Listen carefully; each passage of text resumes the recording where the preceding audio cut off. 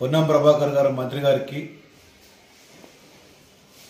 మీకు తెలియనిదేమనగా మీరు ఇప్పుడు ఒక బాధ్యత గల పోస్ట్లో మీరు ఉన్నారు, ఒక మంత్రి లెక్క ఉన్నారు. ఏదన్నా మీరు స్టేట్మెంట్ ఇచ్చేటప్పుడు కానీ టీవీలో వచ్చేటప్పుడు కానీ తెలుసుకొని ఇస్తే బాగుంటుంది, అది మీకు శ్రేయస్కరంగా ఉంటుంది. ఇవాళ నేను ఇంతకుముందు టీవీలో చూశాను, బోయనపల్లి సరిత అనే అమ్మాయి వినోద్ కుమార్ గారి అన్న కూతురు, ఆమెకు ఎటువంటి ఇంటర్వ్యూ లేకుండా ఎటువంటి పరీక్ష రాయకుండా ఏఈ పోస్ట్ ఇచ్చిందని చెప్పి మీరు మాట్లాడారు. మరి విషయం మీరు కనుక్కోలేదో తెలియదు, కానీ ఒక బాధ్యత గారి వ్యక్తి లెక్క నాకు బాధ్యత ఉన్నది, మీకు చెప్పవలసిన అవసరం నాకు ఉన్నది.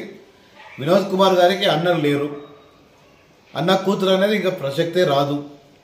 రెండో విషయానికి మీరు ఇంకా నేను ఎమ్మెల్యే ఎలక్షన్లో ఉన్నా అని చెప్పి ఏది మాట్లాడినా అబద్ధం మాట్లాడితే నిజమవుతుందని చెప్పి అనుకుంటున్నారు. మొన్న ప్రజలు మీరు అన్ని అబద్ధాలు మాట్లాడినా కానీ ఏదో మీలను మెచ్చుకొని మిమ్మల్ని గెలిపించిండ్రు. కానీ ఇక ముందు మీరు కనుక అబద్ధం ఆడితే మీకు ఖచ్చితంగా మీరు చెప్పవలసి వస్తుంది. అయ్యా మీరు ఇట్లా అబద్ధం ఆడుతుందని చెప్పి, తప్పుడు మాట మాడుతుందని చెప్పి దయచేసి అటువంటి పరిస్థితి తీసుకొచ్చుకోవద్దు. మీరు ఏదైనా విషయం కనుక్కొని చెప్పాలి చేయాలి అని చెప్పి కూడా మీకు తెలియజేస్తున్నాను. మీకేమైనా కానీ ఇప్పుడు రేపు రాబోయే ఎంపీ ఎన్నికలు మాత్రమే కనబడుతున్నాయి.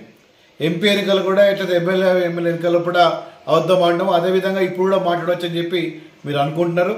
కానీ ప్రజలు గమనిస్తున్నారు, హుస్నాబాద్ నియోజకవర్గ ప్రజలు ఖచ్చితంగా గమనిస్తున్నారు మీరు ఏం మాట్లాడుతున్నారు, ఏం చేస్తున్నారు అనేది.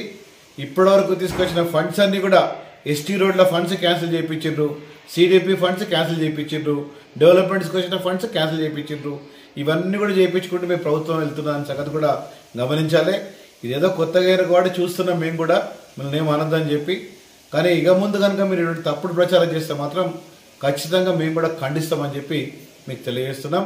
జై తెలంగాణ, జై బీఆర్ఎస్, కేసీఆర్ గారి నాయకత్వం వర్ధిల్లాలి.